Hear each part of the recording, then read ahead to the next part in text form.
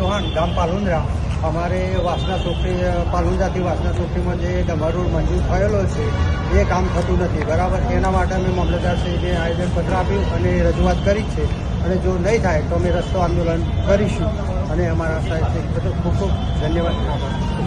વાસના રાઠોડ મહેશ્વરભાઈ, ગૌતમનગરથી અરવિંદભાઈ જયંતિભાઈ રાજકોટના ઘર તરફ જવાનો રસ્તો નાળિયું વર્ષોથી ક્લીન હાલતમાં પડી રહ્યું છે, તો સરકારને ધોરણે લેવા